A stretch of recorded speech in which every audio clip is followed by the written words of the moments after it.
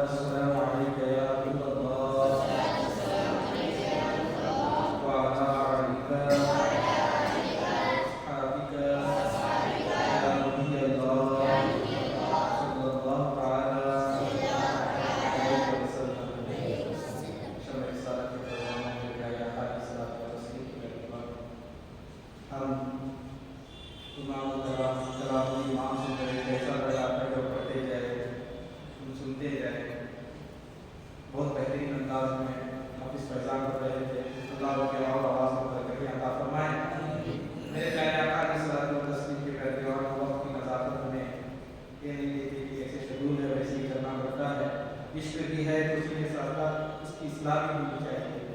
ہمیں ہماری اصلاح کرتے ہوئے ہمارے اجتماع کو آگے بڑھانے کی کوشش کرتے ہیں. میرے پیارے آقا علیہ الصلوۃ والتسلیم کے پیروکار ہمارے حضرات کی زبان سے آپ نے سماعت کر رہے تھے کہ ہم بڑے ہو گئے, مسلمان ہو گئے, مسلمان بس نام کے ہی رہ گئے, بس وضو ہمیں صحیح طریقے سے کرنا نہیں آتا. وضو کے سنتیں کیا ہیں, وضو کے مستحبات کیا ہیں, وضو کے مکروہات کیا ہیں, اس کے حوالے سے ہم جانتے نہیں ہیں.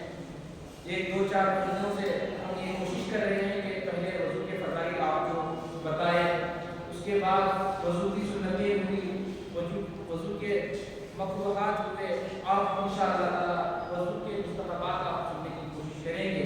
میرے پیارے آقا علیہ الصلوۃ والتسلیم کے پیروکاروں, آج ہم سنتیں فرائض, بس فرائض پر ہم رک گئے ہیں. سنتیں کیا ہیں, اس کے واجبات کیا ہیں, عبادتوں میں ہم نے اس کا خیال کرنا چھوڑ دیا. میں آپ کو بتاؤں ایک واقعہ انشاءاللہ تعالی غالباً غریب نواز کے حوالے سے ہمیں یہ سننے کو ملتا ہے کہ حضور غریب نواز علیہ رحمۃ اللہ وضو کی ایک مستحب کو چھوٹنے سے کتنا نادم ہوتے ہیں. جب ہمارے اولیاء اللہ, جب ہمارے اسلاف مستحبات کو ترک کرتے تھے تو کئی دن رویا کرتے تھے, عبادتوں میں چین نہیں آیا کرتا ان کے. میرے پیارے آقا علیہ الصلوۃ والتسلیم کے پیروکاروں, آج ہمارا حال کیا ہے, ہم فرائض کو ترک کر رہے ہیں, ہمارے کاموں پر جوں تک نہیں لگا کرتے. اللہ اکبر کبیرہ. میرے پیارے آقا علیہ الصلوۃ والتسلیم کے پیروکاروں, انہی احساسات کو دلانے کے لیے تحریک سنی دعوت اسلامی آپ کو یہاں پر جمع کرتی ہے اور ان عظیم اسٹیجوں سے یہی پیغام دیتی ہے کہ آج ہم کیا کر رہے ہیں, ہمیں کرنا کیا چاہیے, ہمارے اسلاف نے کیا کیا تھا, کس کی وجہ سے ہمارے اسلاف بلندیوں پر فائز تھے. میرے پیارے آقا علیہ الصلوۃ والتسلیم کے پیروکاروں, غریب نواز جب ہندوستان میں آئے تھے تو کوئی لشکر لے کے نہیں بلکہ 40 اپنے ساتھیوں کو لے کر غریب نواز ہندوستان تشریف لائے. ہمیں تاریخ کے آغاز میں ملتا ہے کہ جب غریب نواز ہندوستان کی سرحد تک پہنچے تو 5 لاکھ ہندوؤں کو مسلمان بنا دیا. 5 لاکھ غیر مسلم کو مسلمان بنا کر دین سے انہیں آراستہ و پیراستہ کیا. جب ہمارے اسلاف سنتیں اور مستحبات پر تمام چیزوں کے عامل تھے, تب جا کر اللہ تعالیٰ نے انہیں وہ مرتبہ اور مقام عطا فرمایا تھا. میرے پیارے آقا علیہ الصلوۃ والتسلیم کے پیروکاروں, اگر آپ سنیں گے انشاءاللہ تعالیٰ غریب نواز کی چھٹی کے جب معاملات آئیں گے, آپ کو ان کی سیرت بتائی جائے گی. آئیے میں برکات شریعت سے جس مقصد کے لیے کھڑا ہوں آپ کو انشاءاللہ تعالیٰ سرسری انداز میں انشاءاللہ تعالیٰ بتا کر میری جگہ لینے کی کوشش کروں.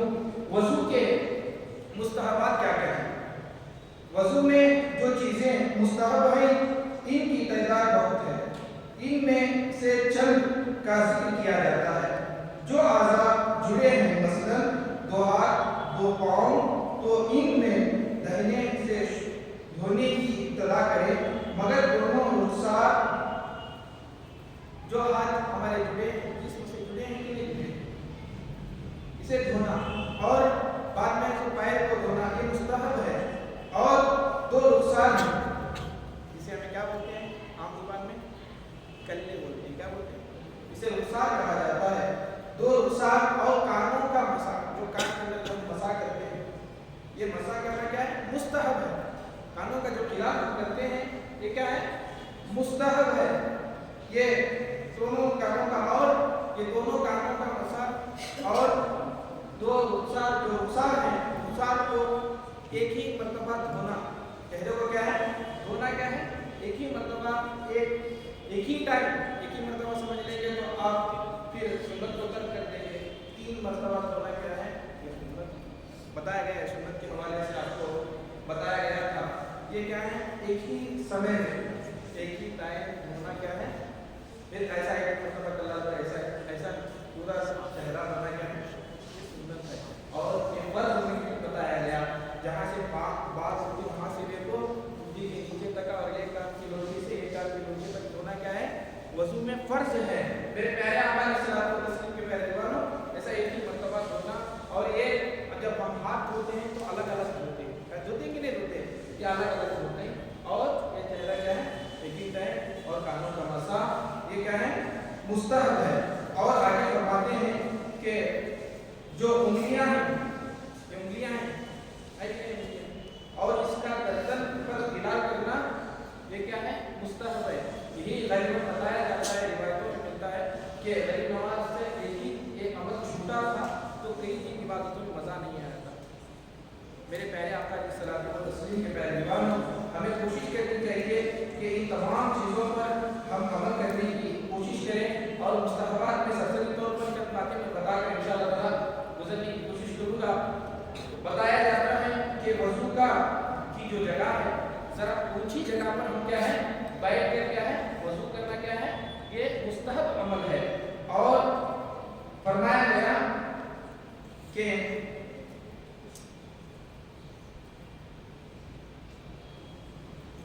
वज़ू को इत्मीनान से करें। वज़ू क्या है? धड़ाक से बरबर है, कुछ भी नहीं, सर है, ऐसा नहीं है। मुस्तहब क्या है? वज़ू को इत्मीनान और सुकून के साथ क्या है बिस्मिल्लाह शरीफ पढ़ते करना चाहिए। और फरमाया गया कि जो आज़ा खुल रहे हैं वज़ू की नीयत का इरादा करते हुए, अब हम बिस्मिल्लाह शरीफ पढ़े, जब बिस्मिल्लाह शरीफ पढ़ के वज़ू को शुरू किए, वज़ू की नीयत है, दिल में नीयत है, हम हाथ धो रहे हैं तो वज़ू के लिए, कुल्ली कर रहे हैं तो वज़ू के लिए, नाक में पानी चढ़ा रहे हैं, ये मुस्तहब अमल है, ये इरादा होना ज़रूरी है। और चेहरे को धो रहे हैं तो वज़ू की नीयत से हम धो रहे हैं, अपने उंगलियों समेत हाथ धो रहे हैं तो वज़ू की नीयत से धो रहे हैं। और फरमाया गया कि हम सर का मसा कर रहे हैं तो ये वज़ू की नीयत से, वज़ू की नीयत होना ये मुस्तहब अमल है सरकार द्वारा सल्लल्लाहु अलैहि वसल्लम। और रिवायतों में फरमाते हैं कि जब हम वज़ू करते हैं तो बिस्मिल्लाह शरीफ पढ़ें, बिस्मिल्लाह शरीफ पढ़ना और दरूद शरीफ पढ़ना और कलमा शहादत पढ़ना ये मुस्तहब अमल है। और फरमाया गया वज़ू के जो चेहरा धोने के बाद चेहरे पर हाथ फेरना, आज़ाए वज़ू पर हाथ फेर कर क्या है जो पानी के जो खतरात है वो नीचे गिराना, हाथ को फेरना क्या है, ये भी मुस्तहब अमल है। और फरमाया गया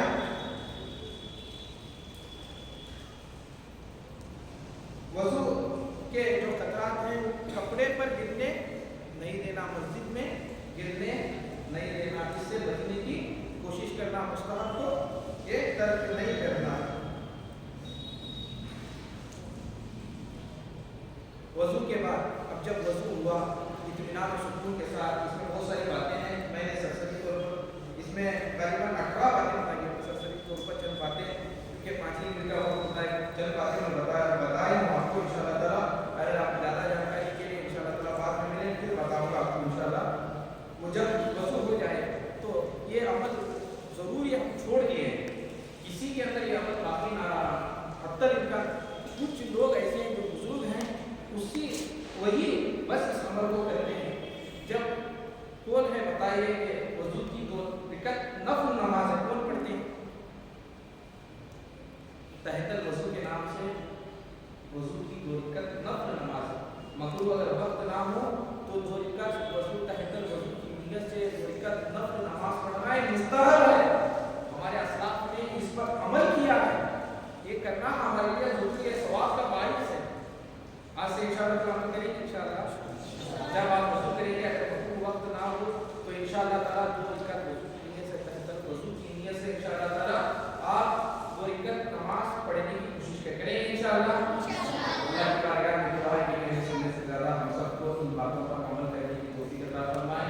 अल्लाह ताला जो कुछ मैंने कहा है अगर किसी तरह की गलतियाँ खामियाँ हो गई तो हम सबको मुआफ़ फरमाए, सही को बारगाह में कबूल फरमाए, इसका जैसे दुनिया वालों को फरमाए। हमारे ना अस्सलाम वालेकुम।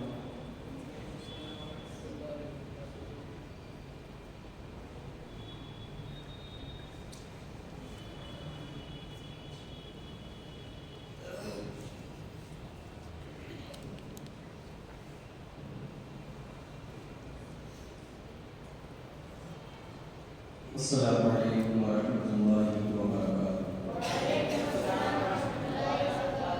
आइए हज़रात खुद पाक के हम सब के सुने अल्लाहुम्मा सल्लि अला सय्यिदिना व मौलाना मुहम्मद व अली वसल्लम सल्लल्लाहु अलैहि सल्लल्लाहु अलैहि या रसूलुल्लाह सल्लल्लाहु अलैहि व आलिहि वसल्लम। एक मरतबा कह दीजिए सुभान अल्लाह, एक मरतबा और कह दीजिए رسول اللہ بیان ہو کس زبان سے مرتبہ صدیق اکبر کا کہ بیان ہو کس زبان سے مرتبہ صدیق اکبر کا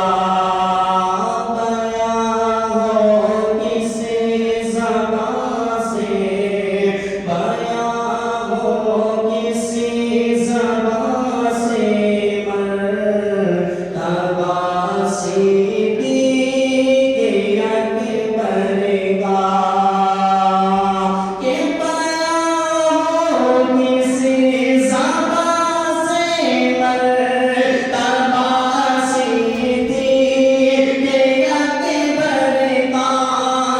بیان ہو کس زبان سے مرتبہ صدیق اکبر کا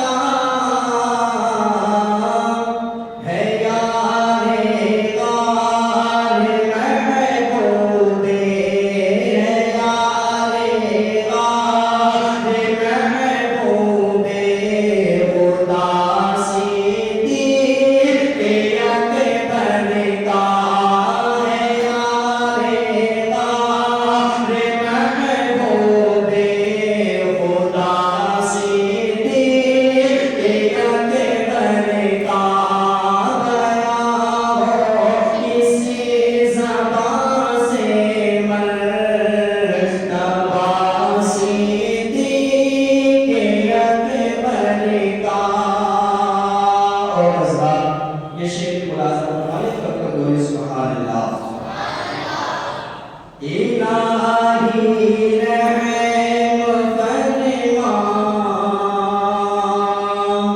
الہی رحم فرما خادم صدیق اکبر کو الہی رحم فرما خادم صدیق اکبر کو الہی رحم فرما الہی رحم فرما الہی رحم فرما خادم صدیق اکبر کو الہی رحم فرما خادم صدیق اکبر کو الہی رحم فرما خادم صدیق اکبر کو تیری رحمت کے صدقے واسطہ تیری رحمت کے صدقے واسطہ صدیق اکبر کا بیان ہو کس زبان سے مرتبہ صدیق اکبر کا کہ گدا صدیق اکبر کا گدا صدیق اکبر کا گدا صدیق اکبر کا خدا سے فضل پاتا ہے کہ گدا صدیق اکبر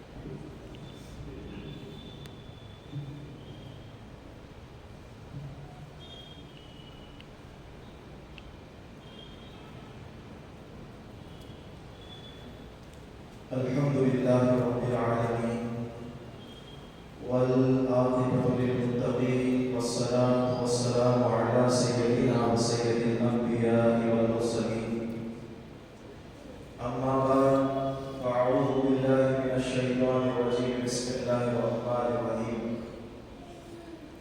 قال الله تبارك وتعالى في القرآن المجيد والفرقان الحميد وكونوا مع الصادقين صدق الله العظيم صدق رسوله النبي الأمين المتين الكريم ونحن على ذلك لمن الشاهدين والشاكرين والحمد لله رب العالمين.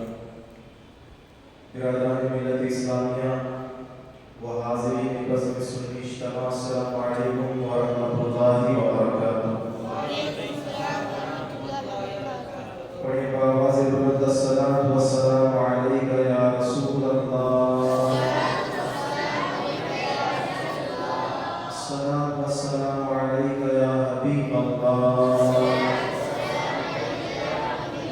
الصلاۃ والسلام علیک یا نبی اللہ صلی اللہ تعالی علیہ وسلم. رب کعبہ کی بارگاہ میں دعا ہے، میں نے قرآن مقدس کی جس آیت مبارکہ کے چھوٹے سے حصے کی تلاوت کا شرف حاصل کیا، اس سے متعلق مجھے کہنے اور آپ تمام حضرات کو اس پر عمل کی توفیق عطا فرمائیں. میرے پیارے آقا علیہ الصلوۃ والتسلیم کے پیارے ایمان، اللہ رب العزت کا کروڑوں شکر و احسان عظیم ہے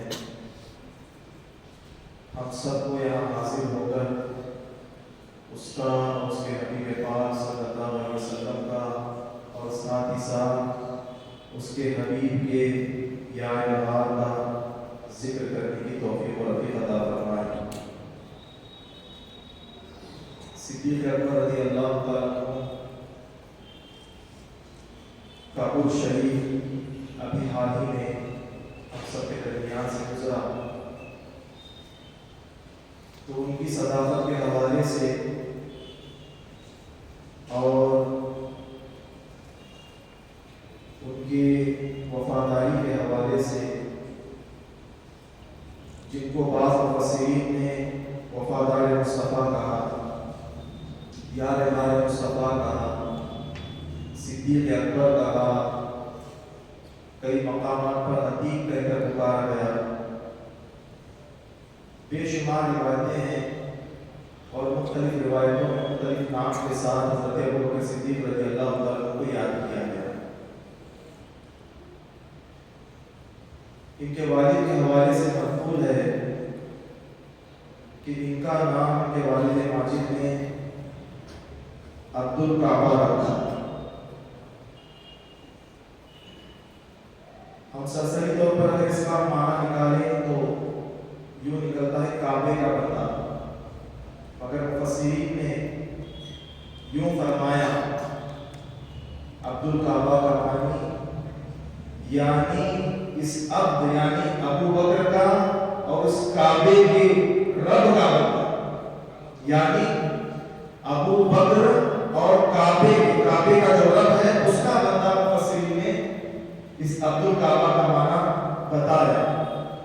اور حضرت زبیر رضی اللہ تعالیٰ عنہ ایک اور نام بیان کرتے ہیں، عبداللہ بن عثمان رضی اللہ تعالیٰ عنہ کو کہا جاتا تھا. اور کثرت کے ساتھ جو نام ان کا ذکر کیا جاتا ہے وہ ابو بکر کہہ کر پکارا جاتا ہے. ابو بکر کا میننگ ڈیفینیشن ہم اردو کتاب سے اس طریقے سے لیتے ہیں، شاید ابو کا معنی تو باپ ہے، بکر کا معنی بکری کی طرح لیتے ہیں، ایسا نہیں ہے. عربی لغت میں آیا ہے ابو بکر کا معنی جوان اونٹ کے، یعنی جوان تندرست اونٹ کا نام ابو بکر ہوا کرتا تھا اس دور میں. بعض مفسرین نے فرمایا کثرت سے کثیر تعداد میں جس کے پاس اونٹ موجود ہوتے اسے ابو بکر کہہ کر پکارا جاتا تھا. یا بعض مفسرین نے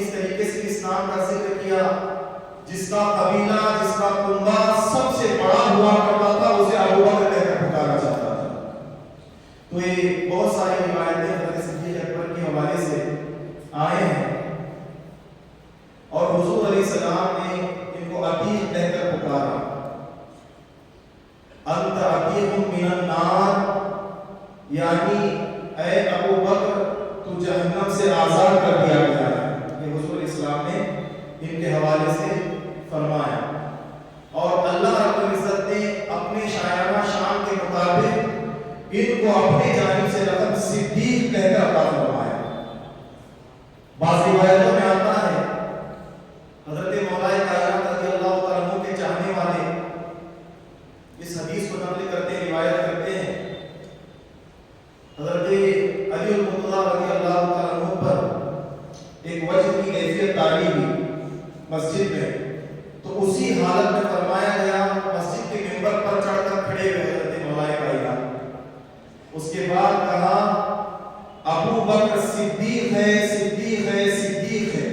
روایت کرنے والے فرماتے ہیں کہ حضرت علی نے اتنے کثرت کے ساتھ ابو بکر کو صدیق کہہ کر پکارا کہ ہم گن نہ سکے کہ کتنی بار انہوں نے صدیق کہہ کر پکارا، اور آگے مزید مولا کائنات نے فرمایا یہ جو صدیق لقب ہم ابو بکر کو پکار رہے ہیں یہ ہمارے جانب سے نہیں ہے، اللہ نے آسمان سے صدیق کا نزول فرمایا، اس کا نزول فرمایا، یعنی اللہ رب العزت نے آسمانی دنیا سے اس لفظ صدیق کو ابو بکر کے لیے نازل فرمایا۔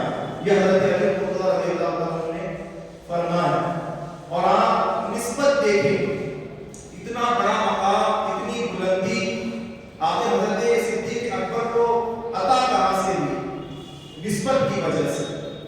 مثال کے طور پر میں آپ کو سمجھاؤں، حضور علیہ السلام جس نعل مبارک کو پہن کر جس زمین پر گھومتے تھے اللہ نے اس زمین کی مٹی کی قسم یاد فرمائی، لا اقسم بہذا البلد وانت حل بہذا البلد، یعنی اے محبوب اس زمین کی قسم جس سے تمہارے قدم لگے، تمہارے قدموں کو جو مٹی لگ رہی ہے یا لگ چکی ہے اس کی بھی قسم اللہ رب العزت نے یاد فرمائی۔ اور اسی طریقے سے آپ نے ہر عورت تعظیم کے قابل ہے اور تعظیم کرنی بھی چاہیے، مگر جو نبی کی زوجہ بن جائے اس کے کیا کہیں، جو حضور علیہ السلام کی زوجیت میں آ جائے اب وہ عام عورتوں کی طرح ہوتی نہ رہی، قرآن کہتا ہے وہ امہات المومنین بن گئی، مومنوں کی ماں بن گئی۔ جب تک نبی کی زوجیت میں نہیں تھی تب تک جیسے عام عورتیں تھیں ویسے ہی ان کا شمار ہوتا تھا، ویسے ہی ان سے گفتگو کی جاتی تھی، ان کے ناموں سے پکارا جاتا تھا، ان کے القاب سے ان کو یاد کیا جاتا تھا۔ جیسے ہی آقا کونین صلی اللہ علیہ وسلم کے ازواج بن گئے، زوجیت میں آ گئے، حضور کی ذات اقدس سے جن جن خواتین کو نسبت ہو گئی آپ حضور اقدس صلی اللہ علیہ وسلم سے جڑ گئے، اب ان کو القاب سے نہیں پکارا جائے گا، امہات المومنین کہہ کر پکارا جائے گا۔ یہ قرآن نے حکم دیا، اے مومنوں یہ جو نبی کی خواتین ہیں ان کو آپ نہ سمجھو یہ تمہاری مائیں ہیں، ان کو ماں کہہ کر پکارو، ان کو امی جان کہہ کر پکارو، یہ قرآن نے یہ کہا۔ تو آپ اندازہ لگائیں جس جس چیز کو حضور صلی اللہ علیہ وسلم سے نسبت ہوئی اس کے مرتبے، اس کی فضیلت، اس کی بلندیاں بڑھتی گئی، اللہ نے اس چیز کو عروج عطا فرمایا۔ تو مخصوص چیزیں تھوڑی تھوڑی دیر تک لگنے والی، تھوڑی تھوڑی دیر تک جڑنے والی چیزوں کو اللہ رب العزت نے حضور سے نسبت کرنے والی چیزوں کو یاد کیا۔ آپ جو صدیق اکبر جن کے حوالے سے روایتوں میں آتا ہے صبح بھی کوئی آ کر دیتا تو حضور کی بارگاہ میں ہوتے، شام میں بھی کوئی آ کر دیتا تو حضور کی بارگاہ میں ہوتے، دوپہر میں بھی کوئی آ کر دیتا تو حضور کی بارگاہ میں نظر آتے، رات میں بھی کوئی آ کر دیتا تو حضور کی بارگاہ میں نظر آتے، یہاں تک کہ فرمایا گیا سب چلے جاتے اس کے باوجود کہ حضرت ابوبکر صدیق حضور کی بارگاہ میں بیٹھے ہوئے نظر آتے۔ اب جو ہمیشہ ہمیشگی کے لیے حضور کی صحبت جس نے اختیار کی ہو اس کی شان، اس کی فضیلت، اس کے مرتبے کا عالم کیا ہوتا ہے۔ تو میرے پیارے آقا علیہ السلام کے پہلوان کی جو روایت کیا کرتی ہے حضرت جبریل امین کے حوالے سے آقا کونین صلی اللہ علیہ وسلم نے ارشاد فرمایا، اے میرے صحابہ جو بھی مجلس ہماری منعقد کی جاتی ہے کیا تم جانتے ہو ہماری ہر مجلس میں جبریل امین تشریف لایا کرتے ہیں۔ کس نے فرمایا؟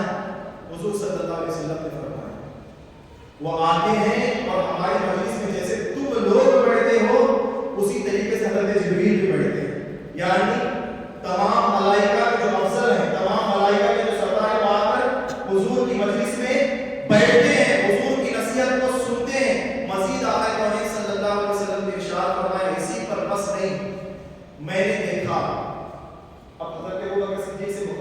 اے ابو بکر تیری شان کے کیا کہنے، میں روز دیکھتا ہوں عمر آتا ہے حضرت جبریل بیٹھے ہوئے نظر آتے ہیں، عثمان آتا ہے حضرت جبریل بیٹھے ہوئے نظر آتے ہیں، یہاں تک کہ میرا داماد علی آتا ہے حضرت جبریل ایسے ہی بیٹھ کر نصیحت سنتے ہوئے نظر آتے ہیں، دیگر صحابہ کی جماعت آتی ہے حضرت جبریل جیسے مجلس میں بیٹھ کر نصیحت سنتے ہیں اسی انداز میں بیٹھ کر نصیحت سنتے ہوئے نظر آتے ہیں۔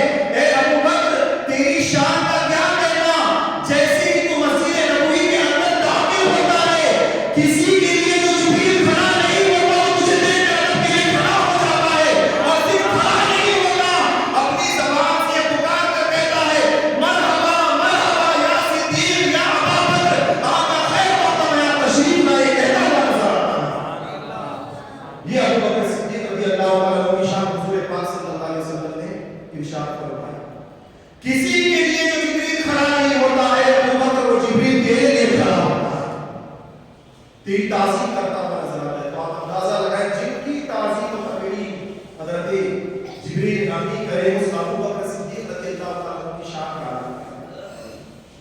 یہاں تک کہ فرمایا گیا آقا کون صلی اللہ علیہ وسلم حضرت صدیق اکبر کے ساتھ تھے، فرمانے لگے کہ اے ابو بکر میں تیرے فرشتوں سے مخاطب ہوا جن کو کرام کاتبین کہا جاتا ہے، حساب و کتاب لکھنے والے فرشتے، یہ ہر بندے کے کافر ہو مومن ہو مشرک ہو یہودی ہو نصرانی ہو جو بھی بشر ہے ہر بشر کے کاندھے پر دو فرشتے موجود ہیں، اس کی نیکیاں بھی لکھتے ہیں اس کی بدی بھی لکھتے ہیں اس کے گناہ بھی لکھتے ہیں، وہ جہاں جہاں جاتا ہے اس کے ساتھ وہ ہمیشہ موجود رہتے ہیں جب تک کہ اسے قبر میں اتارا نہیں جاتا، جب تک کہ اس کے جسم سے وہ پرواز نہیں کرتی تب تک وہ فرشتے کیا ہے اللہ کے حکم سے اسی بندے اسی بندی کے ساتھ موجود رہتے ہیں۔ اللہ نے ان کی ڈیوٹی ہی اس بات کی لگائی ہے کہ بندہ ہر وہ عمل چاہے اچھا ہو برا ہو جو کرے گا ان کا کام کیا ہے، ان کا کام اس کو درج کرنا ہے، اس کو نوٹ کرنا ہے، اس کو لکھنا ہے۔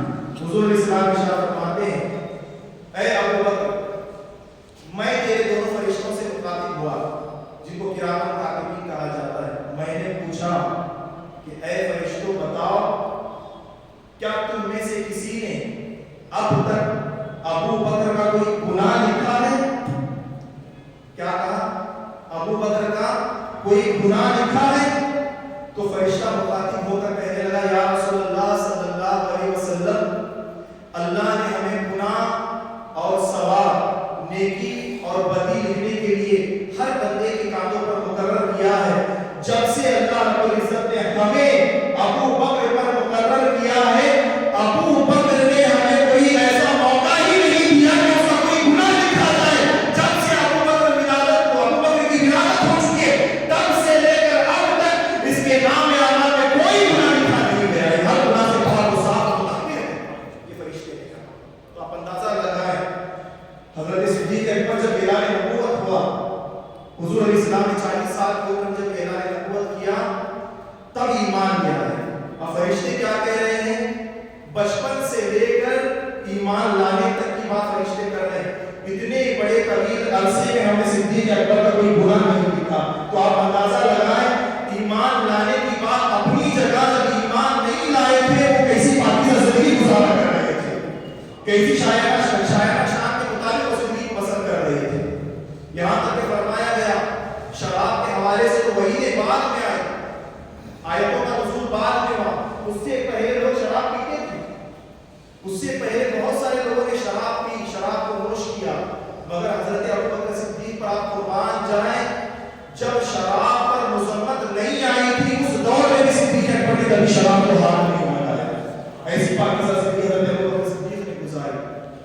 جب حضور علیہ السلام نے کلمہ پڑھا کر ان کو ابھی مسلمان نہیں کیا تھا، صاحب ایمان نہیں بنایا تھا، دور جاہلیت میں حضرت صدیق اکبر نے کبھی بھی پوری زندگی میں جو ایمان لانے سے پہلے والی زندگی تھی کسی بت کو سجدہ نہیں کیا۔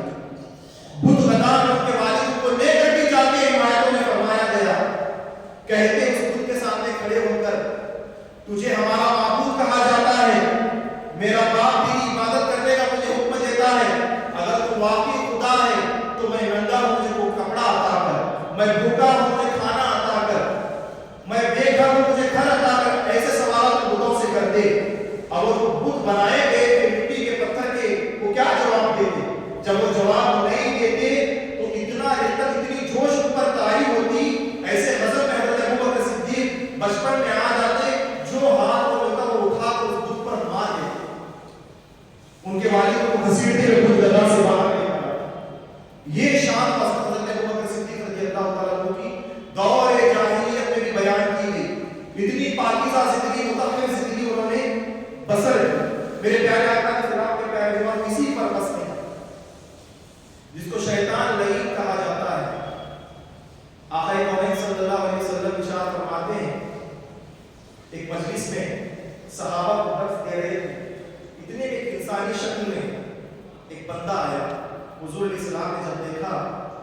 کہا کہ اے لعین، اے ابلیس، اے شیطان. سارے صحابہ مخاطب ہوئے، دیکھنے لگے اس بندے کو جس کو لعین شیطان کہہ کر حضور پکار رہے تھے. اور روایت میں آتا ہے جس انداز سے حضور مخاطب ہو رہے تھے وہ حقیقت میں شیطان تھا جو انسانی شکل میں آیا تھا. جب آیا تو حضور سے مخاطب ہو کر کہا کہ اے شیطان، اے مردود، جب سے اللہ نے تجھے دنیا میں بھیجا ہے تیرا کام یہ ہے کہ تو لوگوں کے دلوں میں وسوسے ڈالتا ہے. تیری شیطان کو ہر جگہ تم پھیلا کر رکھا ہوا ہے، لوگوں کو گمراہ کرنے میں لگا ہوا ہے، لوگوں کو بدکاریاں کرنے میں آمادہ کرنے میں لگا ہوا ہے، لوگوں کو عیاشی کی طرف لے جانے میں لگا ہوا ہے، اللہ کی عبادت سے روکنے میں لگا ہوا ہے. بے شمار فسادات میں تو کام کرتا ہے. اچھے سے اچھے انسانوں کو تو فسادی بنا کر رکھ دیتا ہے، اچھے سے اچھے عمل والے کو تو بے عمل بنا کر رکھ دیتا ہے. بتا تو صحیح، میں تجھ سے ایک سوال کرنا چاہتا ہوں. کہا کہ اے اللہ کے نبی پوچھئے، کیا پوچھنا چاہتے ہیں؟ اب آنے والا جو ابلیس تھا کہنے لگا کہ اللہ کے نبی بتائیں کیا پوچھنا چاہتے ہیں. حضور علیہ السلام نے ارشاد فرمایا تیرا ابو بکر کے حوالے سے کیا خیال ہے؟ حضور نے اتنا کہا ہر ایک کو تو بہکاتا ہے، ہر ایک کو راہ راست سے گرانے کی کوشش کرتا ہے، ہٹانے کی کوشش کرتا ہے، نمازی کو بے نمازی بناتا ہے، متقی کو گنہگار بناتا ہے. جو عمل والا ہے ایسے کام اسے کرواتا ہے کہ اس کے عمل سارے کے سارے ضائع کر دیے جاتے ہیں. بتا تو صحیح جو میرا صدیق ہے جس کو ابو بکر کہا جاتا ہے اس کے حوالے سے تیرا کیا کہنا ہے؟ اب ابلیس مخاطب حضور علیہ السلام سے صحابہ کی جماعت موجود مخاطب ہو کر کہنے لگا اے اللہ کے نبی اس ابو بکر کے کیا کہنے، اس ابو بکر کے کیا کہنے جب آپ پر ایمان نہیں لایا تھا، جب آپ پر ایمان نہیں لایا تھا تب ہمارے ہاتھ نہ آ سکا. اور کوئی ایمان لے آئے اب ہمارے ہاتھ کیسے آ سکتا ہے؟ جب ایمان والا نہیں تھا تب ہمارے ہاتھ پہ نہ چڑھ سکا. ہم جو کروانے کی کوشش کرتے تھے، برائی کی طرف لے جانے کی کوشش کرتے تھے، ہمارے باتیں نہیں سنتا تھا، نہیں مانتا تھا. اب تو یہ آپ کے ہاتھ پر ہاتھ لے کر ایمان والا بن چکا ہے. اس کا ایمان اتنا مضبوط ہے کہ دور جاہلیت میں ہم لوگ اس کو نہ بہکا سکے تو حالت ایمان میں سے کیسے بہکا سکتے ہیں؟ یہ ابلیس کا. تو آپ اندازہ لگائیں شیطان بھی حضرت صدیق اکبر سے ڈرا کرتا تھا، پناہ مانگا کرتا تھا. یہ شان حضرت ابو بکر صدیق رضی اللہ تعالیٰ عنہ کو بار بار میں روایت سنی ہے. اما عائشہ صدیقہ رضی اللہ تعالیٰ عنہ سے انہا سے مروی ہے چاندنی رات تھی، ستارے پورے آسمان میں جگمگا رہے تھے. فرمایا کہ حضور صلی اللہ علیہ وسلم اما عائشہ صدیقہ رضی اللہ تعالیٰ عنہ کے زانوؤں پر اپنا مبارک سر رکھ کر آرام کر رہے تھے. حضرت اما عائشہ صدیقہ کبھی حضور علیہ السلام کے نورانی چہرے کو دیکھتی، کبھی آسمان کے ستاروں کو دیکھتی. اس کے بعد دل میں خیال رہتا تھا پوچھوں تو صحیح کہ آسمان میں اتنے سارے ستارے جو ہمیشہ جگمگاتے ہیں، چمکتے ہیں، نہ گنتی میں آ سکتے ہیں، نہ کاؤنٹنگ میں آ سکتے ہیں، گننا کوئی چاہے تو گن نہیں سکتا. یہاں سے گننا شروع کرے تو وہاں آ جاتے ہیں، وہاں سے گننا شروع کرے یہاں آ جاتے ہیں. پورے آسمان میں ہر طرف تارے ہی تارے نظر آتے ہیں. پوچھوں تو صحیح کہ اس آسمان میں جتنے ستارے ہیں کیا حضور علیہ السلام کے کسی صحابی کی کتنی نیکیاں ہیں؟ راوی فرماتے ہیں، اس کے تفسیر نگار فرماتے ہیں اما عائشہ صدیقہ کے دل میں خیال کیا تھا، سوچ کیا تھی؟ حضور علیہ السلام جواب کیا دیں گے؟ میرے ابا کے حوالے سے دیں گے کہ اے عائشہ پورے آسمان کے ستاروں کے مالک تیرے باپ صدیق اکبر کی نیکیاں ہیں. یہ سوچ کر انہوں نے سوال کیا. جب سوال کیا تو حضور علیہ السلام نے مسکرایا، مسکرا کر جواب دیا ہاں عائشہ، ایک بندہ ایسا ہے اس زمین پر کہ آسمان میں جتنے ستارے ہیں اتنی نیکیاں اس بندے کی ہیں. اب ان سے رہا نہ گیا، فوراً پوچھ لیا یا رسول اللہ صلی اللہ علیہ وسلم بتائیں وہ کون سا ایسا بندہ ہے جس کی نیکیاں آسمان کے ستاروں کے مانند ہیں.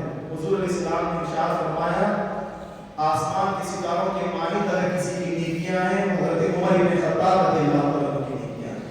اب جیسے حضرت عمر فاروق کا نام سنا، چہرہ جو کھلکھلا رہا تھا، اپنے ابا کا تصور کر رہا تھا، پوچھا گیا.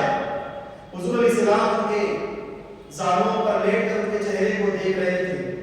جب ناراض ہوتی چہرہ سرخ ہو جاتا تو حضور علیہ السلام کو حمیرہ کہہ کر پکارتے. اور جتنی ازواج حضور پاک صلی اللہ علیہ وسلم کی ہیں ان سب ازواج پاک علیہ وسلم کے حضرت صدیقہ حضرت عائشہ صدیقہ رضی اللہ عنہا ہے. تو فرمایا کہ چہرہ پوچھا گیا. حضور صلی اللہ علیہ وسلم نے پوچھا کہ اے عائشہ جواب تو دے دیا, تمہارے چہرے کا رنگ تبدیل ہو گیا, کیا تم کوئی اور جواب کی ہم سے طالب تھی, مطالبہ تمہارا کسی اور جواب کا تھا؟ تو جھٹ سے کہہ پڑی یا رسول اللہ صلی اللہ علیہ وسلم, میرے دل میں یہ خواہش تھی جیسی میں سوال کروں گی آپ جواب میرے والد کے حق میں عطا کریں گے کہ اے عائشہ اتنی ساری ستاروں کی مانی نیکیاں تیرے باپ کے یہ کہیں گے, مگر آپ نے حضرت عمر کا نام لے لیا تو میرے ابا کی نیکیاں کہاں ہیں, میرے ابا کی نیکیاں کتنی ہیں؟ تو اب آقا کریم صلی اللہ علیہ وسلم مخاطب ہو کر کہا اے عائشہ سننا چاہتی ہو تمہارے بابا کی نیکیوں کی شان فضیلت عالم کیا ہے؟ کہا کہ یا رسول اللہ میں سننا چاہتی ہوں کہ میرے ابا کی نیکیاں کتنی ہیں؟ تو آقا کریم صلی اللہ علیہ وسلم نے ارشاد فرمایا عمر کی ساری نیکیاں, عمر کی پوری زندگی کی کل نیکیاں ابو بکر کی ایک نیکی کے برابر ہے. ابو بکر کی ایک نیکی کے برابر ہے, کل نیکیوں کے برابر نہیں. ابو بکر کی ایک نیکی عمر کی ساری زندگی کی نیکیوں پر بھاری اثر لے جائے گی. اس کے بعد مزید روایت میں فرمایا گیا حضور صلی اللہ علیہ وسلم نے ارشاد فرمایا جتنے اولین و آخرین کی امتیں ہیں بروز قیامت میزان پر ان تماموں کے اعمال ایک پلڑے میں رکھ دیے جائے. ابو بکر کی ایک نیکی کو ایک ترازو میں رکھ دیا جائے تو میزان جو ہے جو ترازو ہے ساری امتیوں کی نیکی ایک طرف ہوگی, ابو بکر کی ایک نیکی ایک طرف ہوگی, تو دیکھنے والے دیکھیں گے ان تمام امتیوں کی نیکی سے بھاری ابو بکر صدیق کی ایک نیکی نظر آئے گی. ایک نیکی ابو بکر صدیق رضی اللہ عنہ کی بھاری نظر آئے گی, زیادہ نظر آئے گی. پوچھا حضرت صدیقہ نے یا رسول اللہ میرے بابا کی وہ کون سی ایک نیکی ہے جو تمام امتوں کی نیکیوں پر بھاری ہے؟ حضور علیہ السلام نے ارشاد فرمایا ہجرت مدینہ کی, جب کفار مکہ نے گھر پر حملہ کیا, اللہ کا حکم آیا کہ ابھی آپ ہجرت کریں, تو ہجرت کی رات جو ابو بکر میرے ساتھ آیا, ہجرت کی رات جو ابو بکر نے میرے ساتھ سفر کیا, جو معاملات ابو بکر کے ساتھ اور میرے ساتھ پیش آئے, وہ زندگی کے ابو بکر کی ایک نیکی تمام امتوں کی اولین و آخرین تمام امتوں کی نیکیوں پر بھاری ہے. آپ اندازہ لگائیں کہ شان کے مالک حضرت ابو بکر صدیق رضی اللہ تعالیٰ. آپ جانتے ہیں یہ واقعات اس میں گہرائی ہے, ان واقعات کی گہرائی میں جانے کی ضرورت نہیں, اختصار کے ساتھ میں آپ کو بتاتا ہوں. فرمایا گیا جب کفار مکہ نے حملہ کیا حضور علیہ السلام نے اللہ کے حکم سے باہر آئے, حضرت جبریل نے عرض کیا یا رسول اللہ صلی اللہ علیہ وسلم آپ کا رب کہتا ہے زمین پر سے آپ مٹی کو اٹھائیں, کنکریوں کو اٹھائیں, جو کفار سامنے کھڑے ہیں ان پر کنکریوں کو دے مارے. جیسے ہی مارا سارے کافروں کی آنکھیں اندھی ہو گئی, کچھ لمحوں کے لیے اوجھل ہو گئی, بند ہو گئی. جیسے ہی بند حضور علیہ السلام وہاں سے تشریف لے گئے. ہجرت کی رات کی اس سے پہلے ایک بات روایت میں آتی ہے, کتاب میں آتی ہے, فرمایا گیا حضور علیہ السلام حضرت ابو بکر صدیق سے دفعہ مخاطب ہے, مخاطب ہو کر اے ابو بکر ہماری زندگی میں ایک رات ایسی آنے والی ہے جس میں صرف تم ہوگے اور میں ہوگا اور ہمارا رب ہوگا, ہم تینوں کے علاوہ اس سفر میں کوئی نہیں ہوگا. وہ رات کب آئے گی اللہ جانتا ہے, اللہ جانتا ہے, مگر اے ابو بکر جب اس رات کا وقت آئے گا میں تمہیں اطلاع کروں گا, تمہیں تیار رہنا. اتنی بات حضور نے کہی. اب وہ رات آ گئی, کفار مکہ پر حضور پاک صلی اللہ علیہ وسلم نے کنکریاں پھینکی, سب کفاروں کی آنکھیں بند ہو گئی. اس کے بعد حضور علیہ السلام وہاں سے تشریف لے گئے. جب تشریف لے گئے راستے میں دیکھا حضرت صدیق اکبر سواریوں کے ساتھ, ساز و سامان کے ساتھ, کھانے پینے کی چیزوں کے ساتھ حضور صلی اللہ علیہ وسلم کا انتظار کر رہے ہیں. حضور صلی اللہ علیہ وسلم نے کیا فرمایا, ایک رات آنے والی ہے جس میں ابو بکر تجھے اور مجھے ہجرت کرنا ہے, اور حضرت ابو بکر صدیق وہاں انتظار کر رہے تھے. حضور صلی اللہ علیہ وسلم قریب گئے, قریب جانے کے بعد پوچھا اے ابو بکر میں نے تجھ سے کہا تھا کہ ایک رات ہماری زندگی میں آنے والی جس میں ہجرت کرے گی, مگر میں نے یہ نہیں کہا تھا کہ وہ رات آج ہی کی ہوگی, تجھے کیسے پتا چلا کہ آج ہی آپ کو ہجرت کرنا ہے؟ حضرت ابو بکر صدیق عرض کرنے لگے یا رسول اللہ صلی اللہ علیہ وسلم جس رات آپ نے مجھ سے کہا تھا کہ ابو بکر ایک رات آنے والی ہے جس میں تجھے اور مجھے اس رات میں اللہ کی رضا کے لیے ہجرت کرنا ہے, مکہ کو چھوڑنا ہے, وہ رات ہے یا رسول اللہ, آج کی رات ہے. میں ہر رات آتا ہوں سواریوں کو لے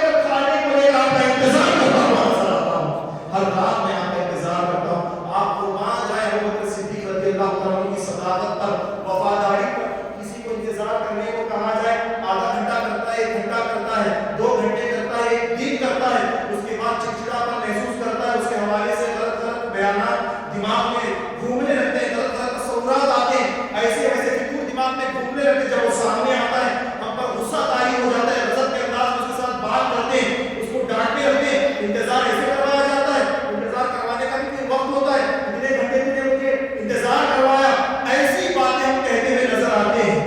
وجہ کیا ہے؟ انتظار کرانے کا مقصد, اتنی دیر انتظار کروایا کہ انسان تھک گیا, اس لیے اس کے اوپر وجد طاری ہوا, غصہ طاری ہوا, غضب میں آ گیا.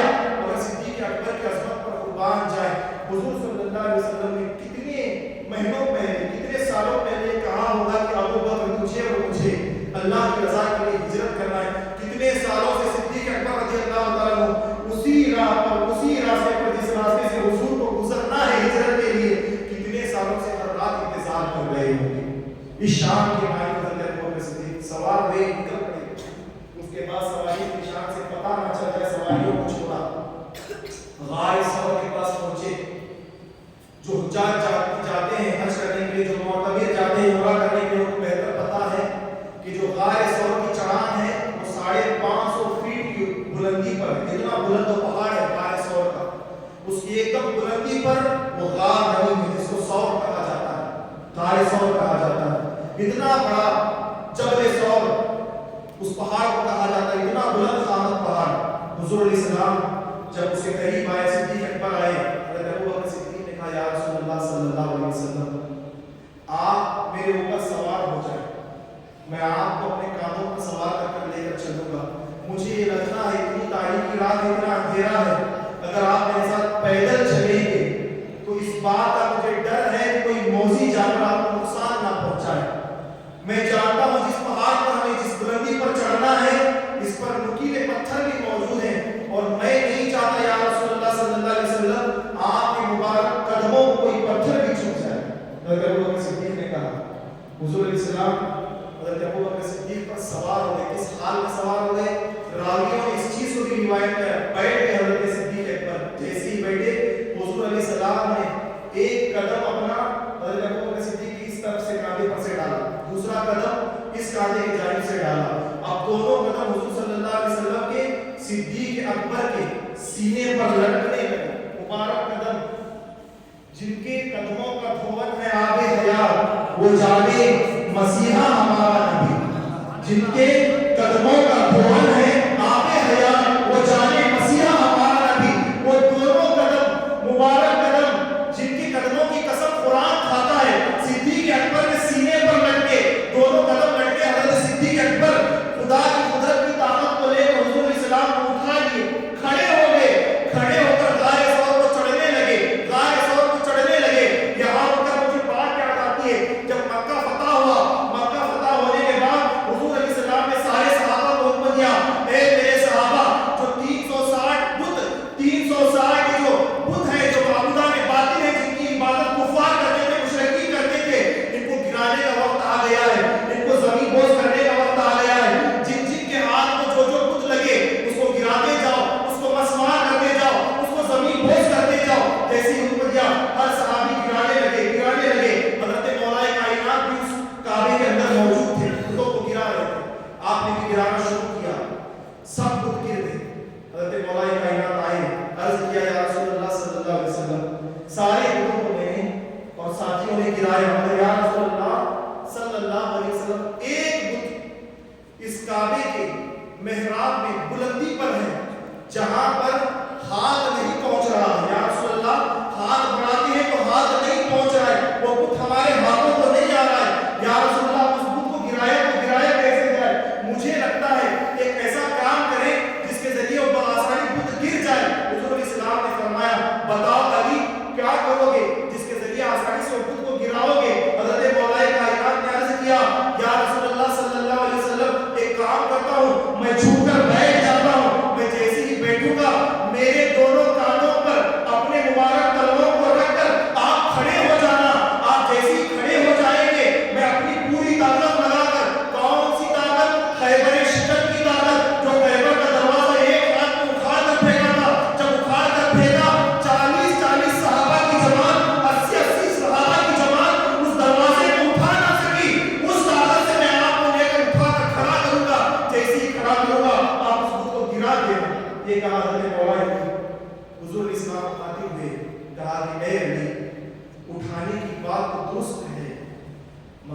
जानते हो अल्लाह ने मुझ पर नबूवत का भार रखा हुआ है, भार रखा हुआ है।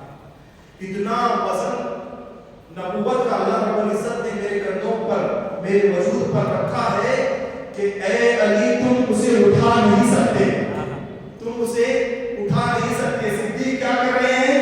सिद्दीक उठा रहे हैं। अली को क्या कहा जा रहा है? यहाँ तफरका करने की बात मैं नहीं कर रहा, फजीलत बताने की बात कर रहा हूँ। जो जिस फजीलत का अहल है उसकी फजीलत को बराए रास्त बता दिया जाए, आगाह कर दिया जाए, तालीम से आरास्ता कर दिया जाए, वो फिक्र बता दी जाए, वो तालीम दे दी जाए। हज़रत अली से कहा, ए अली तुम उठा तो जरूर लोगे मगर मुझे तुम नहीं उठा सकते, क्योंकि अल्लाह ने नबूवत का भार मेरे कंधों पर इस कदर रखा हुआ है कि मेरे इस नबूवत के भार को तुम नहीं उठा सकते। अलबत्ता ये जरूर कर सकते हो, मैं बैठ जाऊंगा। किसने कहा? हुजूर ने कहा अलैहिस्सलाम, ए अली मैं बैठ जाता हूं, जब मैं बैठ जाऊंगा तुम मेरे कंधों पर सवार हो जाना, तुम मेरे कंधों पर सवार हो जाना। जिस तरीके से तुम मुझे उठाने वाले थे उसी तरीके से मैं अपनी नबूवत वाली ताकत से तुम्हें उठाऊंगा, जब उठाऊंगा उस खुद को गिरा दूंगा। हुजूर ने कहा, हज़रत अली ने कहा, या रसूलल्लाह मैं आपके कांधों पर अपने कदमों से कहा कि मैं तुम्हें इजाजत देता हूं, मैं मोहम्मद सल्लल्लाहु अलैहि वसल्लम को इजाजत देता हूं इस बार। हुजूर ने इजाजत दी, हुजूर बैठ गए अपनी शान के मुताबिक। ना जाने वो लुत्फ जो महसूस हम कर रहे हैं, अल्लाह हम सबको लुत्फ अता करे, किस अंदाज से हुजूर की शान से बैठे होंगे। हज़रत अली की शान से नबूवत के उस मुबारक कांधों पर सवार हुए होंगे, बैठ गए कांधों पर। हुजूर इस्लाम सवार हुए, हुजूर इस्लाम ने उनको उठा लिया।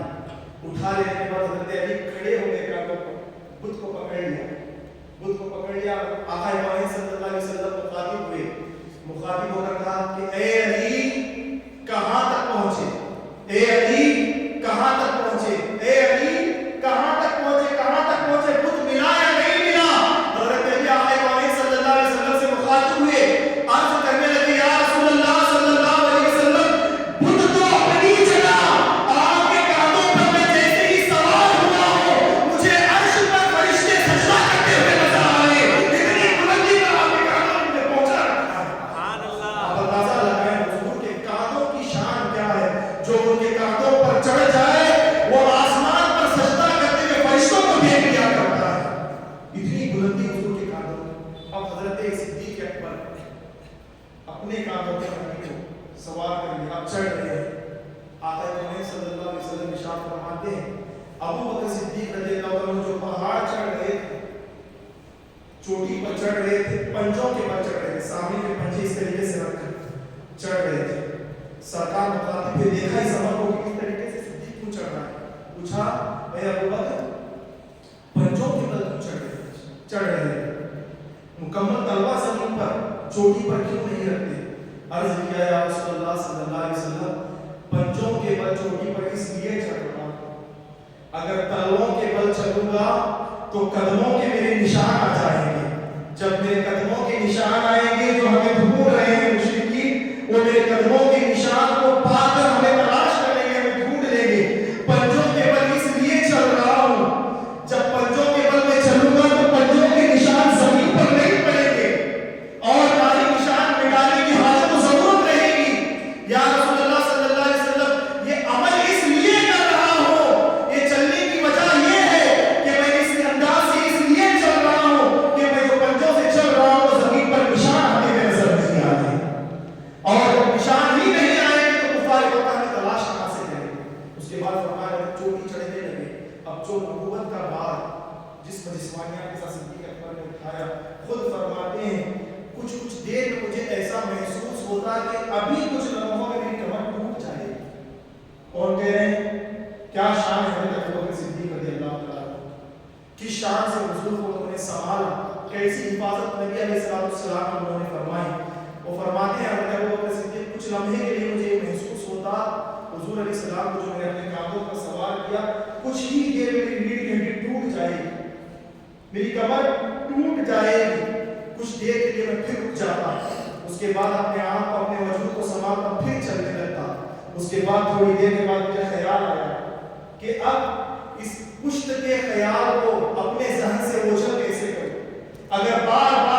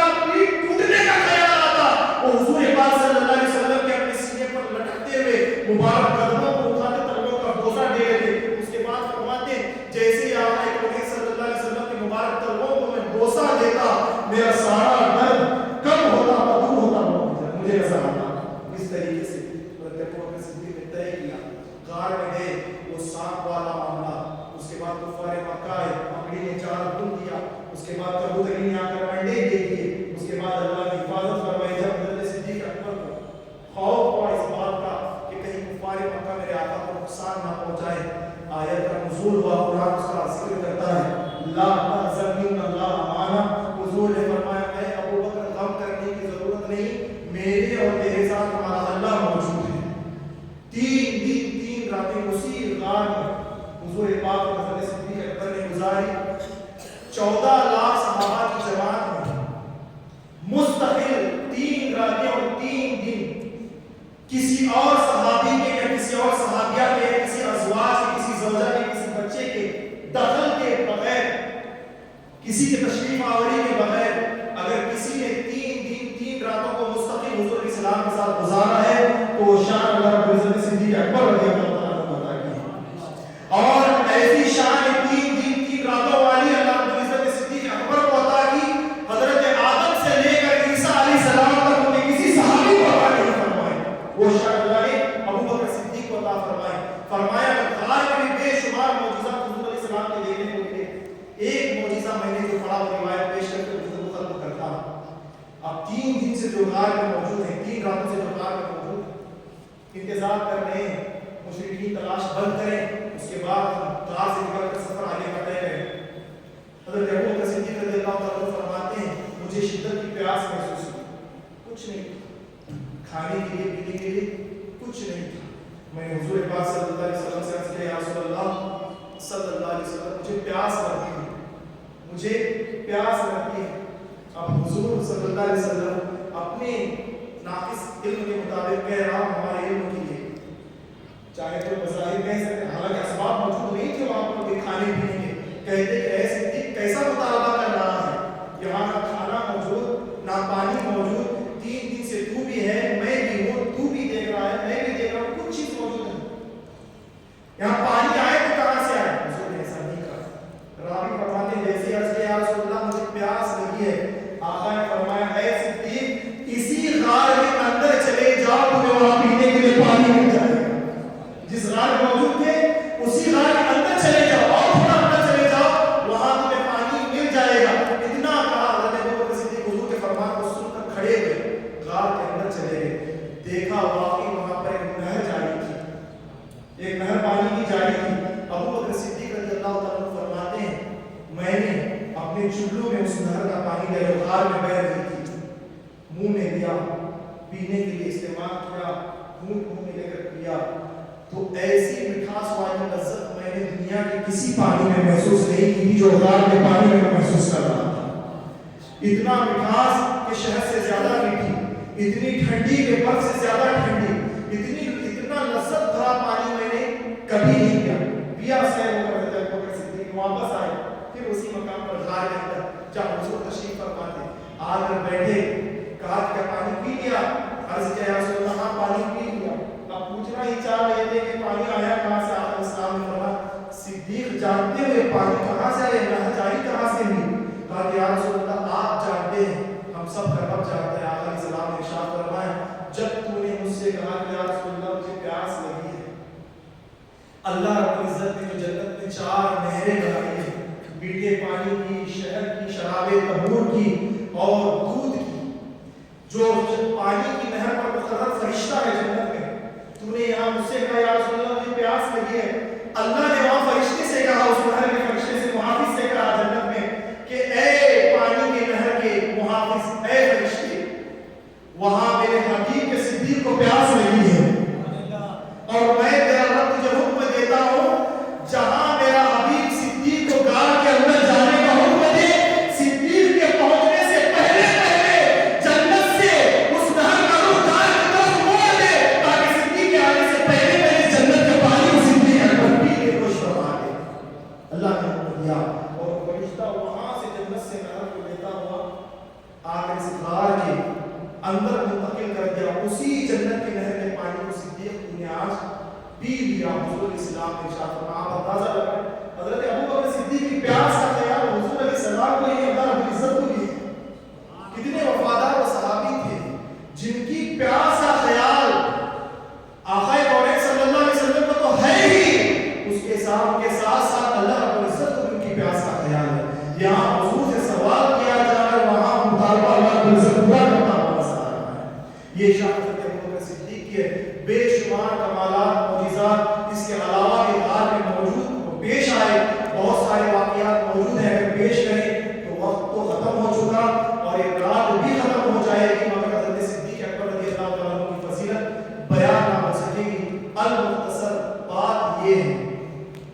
ہر فضیلت کے جامع ہیں حضرت ابوبکر صدیق، ہر فضیلت کے جامع.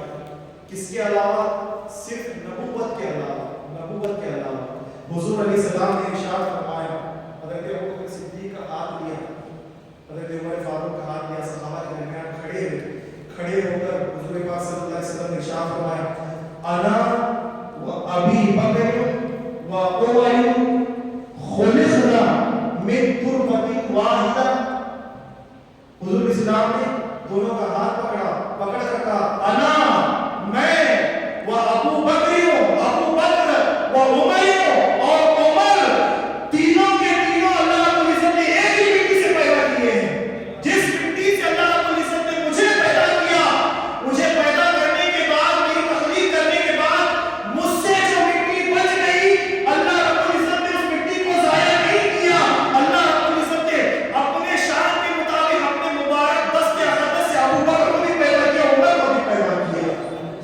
یعنی نبی جس مٹی سے پیدا ہوئے ہیں، حضور خود فرما رہے ہیں اپنی زبان سے، ہاتھ پکڑ کر دونوں صحابہ کے، ابو بکر و حضرت عمر فاروق کا ہاتھ پکڑ کر فرما رہے ہیں، جس مٹی سے اللہ نے مجھے پیدا کیا، اسی مٹی سے، اسی بچی کی مٹی سے اللہ رب العزت نے عمر کو بھی پیدا کیا اور ابو بکر کو بھی پیدا کیا. تو آپ اندازہ لگائیں، اللہ نے حضور کو جس مٹی سے پیدا کیا تھا، آقا اکرم صلی اللہ علیہ وسلم بشری تقاضے کے تحت اسی مٹی کے اندر، اسی مبارک قبر کے اندر مدینہ المنورہ میں موجود ہے. اور حضرت صدیق اکبر کو جس مبارک مٹی سے اللہ نے پیدا کیا، حضور کے پہلو میں صدیق اکبر موجود ہے. حضرت عمر فاروق کو جس مٹی سے اللہ رب العزت نے پیدا کیا، حضرت ابو بکر صدیق کے پہلو میں حضرت عمر فاروق اعظم بھی موجود نظر آتے ہیں. یہ شان ہے صدیق اکبر رضی اللہ عنہ کی. اللہ رب العزت کی بارگاہ میں دعا ہے، اللہ تعالیٰ ہم سب کو عمل کی توفیق عطا فرمائے. صحابہ کرام رضوان اللہ تعالیٰ علیہ اجمعین کا ادب و احترام کرنے کی توفیق عطا فرمائے. بالخصوص خلیفہ اول کی تعلیمات پر ہم سب کو عمل کا جذبہ و شوق عطا فرمائے. دوران گفتگو کسی قسم کی غلطیاں، خامیاں تو اپنے حبیب پاک کے صدقے سے معاف عطا فرمائے.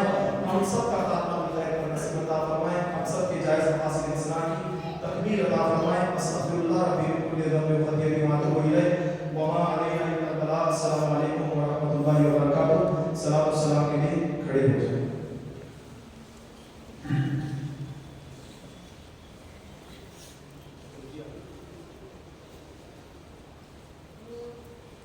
مصطفیٰ جان رحمت لاکھوں سلام، شمع رسم ہدایت لاکھوں سلام. مصطفیٰ جان رحمت لاکھوں سلام، شمع رسم ہدایت لاکھوں سلام.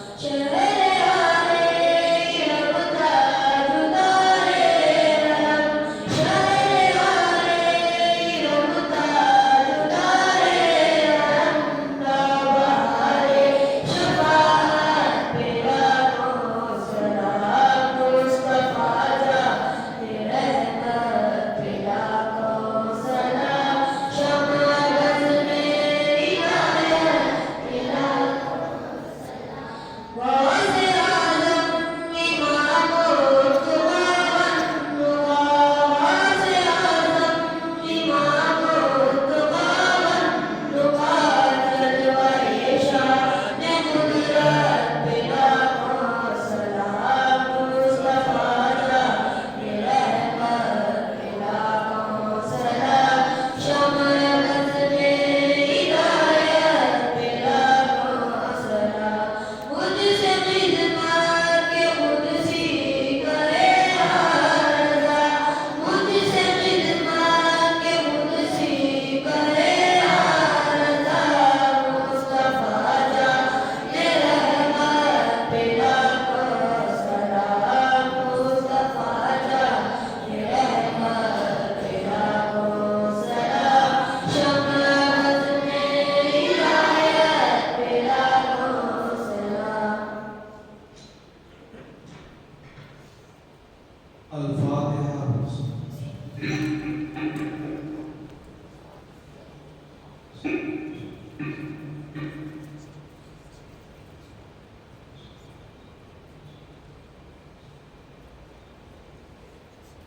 یا اللہ تو ستار بے غفار بے خطا و معاف فرمانے والا، بے گناہوں کی بے حساب کتاب مغفرت و بخشش فرمانے والا.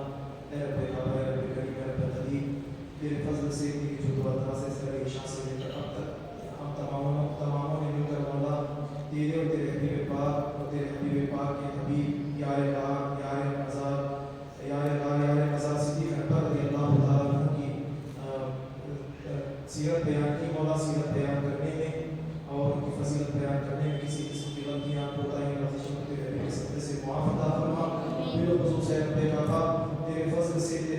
سے ہم سب کو صوم صلات کا پابند بنا، تکبیر اللہ کے ساتھ باجماعت ہم سب کو نمازیں پڑھنے کی عادت و توفیق عطا فرما۔ میرے نبی پاک صلی اللہ علیہ وسلم کے صدقۃ وصول سے ہمیں جو پریشان حال ہیں سب کی پریشانیوں کو دور عطا فرما، جو ہمیں قرض میں مبتلا ہیں بارے قرض سے نجات عطا فرما، جو ہمیں بیمار ہیں مکمل صحت عاجلہ کاملہ عطا فرما۔ میرے نبی پاک صلی اللہ علیہ وسلم کے وسیلے سے مولا بالخصوص ہمارے خطاؤں کو درگزر عطا فرما، جو گناہ جانے میں کیے جو گناہ جانے میں کیے سب گناہوں کو معاف عطا فرما۔ حضرت صدیق اکبر رضی اللہ تعالیٰ عنہ کے کردار پر سیرت پر ہم سب کو عمل پیرا ہونے کی توفیق عطا فرما، ہم سب کو مولا ان کے ملفوظات احسان پر عمل کرنے کی توفیق عطا فرما۔ تیرے حبیب پاک صلی اللہ علیہ وسلم کے وسیلے سے مولا بالخصوص ہم سب کا خاتمہ بالخیر عطا فرما، بالخصوص تیرے حبیب پاک صلی اللہ علیہ وسلم کے صدقۃ رسول سے مولا ہمارے بچوں کو علم لدنی علم نافع نصیب عطا فرما۔ تیرے حبیب پاک صلی اللہ علیہ وسلم کے وسیلے سے مولا جتنے بھی علماء سنت دین مدین کی خدمتیں انجام دے رہے ہیں سب کے خدمات کو تیری بارگاہ میں شکر قبول عطا فرما، بالخصوص ہمارے قائد محترم کی عمر دراز میں خیر عطا فرما، عمر جاودانی نصیب عطا فرما، عمر الیاس علیہ السلام عمر خضر علیہ السلام عطا فرما۔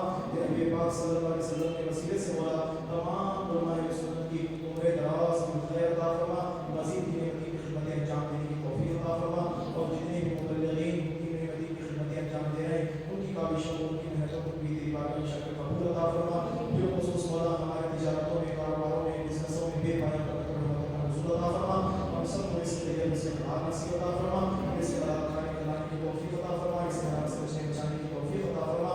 میرے حبیب پاک صلی اللہ علیہ وسلم کے وسیلے سے مولا بالخصوص ہمارے گھروں کا تحفظ عطا فرما، ہمارے گھروں کو ہمارے گھروں کی سلامتی عطا فرما۔ میرے حبیب پاک صلی اللہ علیہ وسلم کے وسیلے سے مولا ہمارے بہنوں کی عزت و آبرو کی حفاظت عطا فرما، ان کو پردہ کرنے کی توفیق عطا فرما، سیدہ کائنات رضی اللہ تعالیٰ عنہا کے نقش قدم پر چلنے کی توفیق عطا فرما، بے پردگی سے اجتناب کرنے کی توفیق عطا فرما۔ میرے حبیب پاک صلی اللہ علیہ وسلم کے وسیلے سے مولا بالخصوص ہمارے مسجدوں خانقاہوں درگاہوں مزاراتوں کی حفاظت عطا فرما، اسلام دشمن داخلے کر مٹانے کی ناپاک کوششیں کر رہی سب کو ہدایت نصیب عطا فرما، تیرا خیر و عزت نازل عطا فرما۔ اسی طریقے سے ہم سب کو مل جل کر تیرے دین مدین کی مزید خدمات انجام دینے کی توفیق عطا فرما، اس دین کے لیے مر مٹنے کا جذبہ نصیب عطا فرما، شوق عطا فرما، مولا ایمان کے ساتھ اس ہماری زندگی کو باقی رکھ اور ایمان بالغیب پر ہمارا خاتمہ نصیب عطا فرما، شہادت کی موت نصیب عطا فرما۔ تیرے حبیب پاک صلی اللہ علیہ وسلم سب کو دنیا و آخرت میں نصیب عطا فرما، مولا تو ان گزارش سرور ہے بہتر دلوں کے عاصم کو جاننے والا ہے، جو مانگا وہ بھی عطا فرما، جو مانگنے سے رہے تیری بارگاہ سے نصیب عطا فرما، اس پر ہم سب پر جزیل عطا فرما۔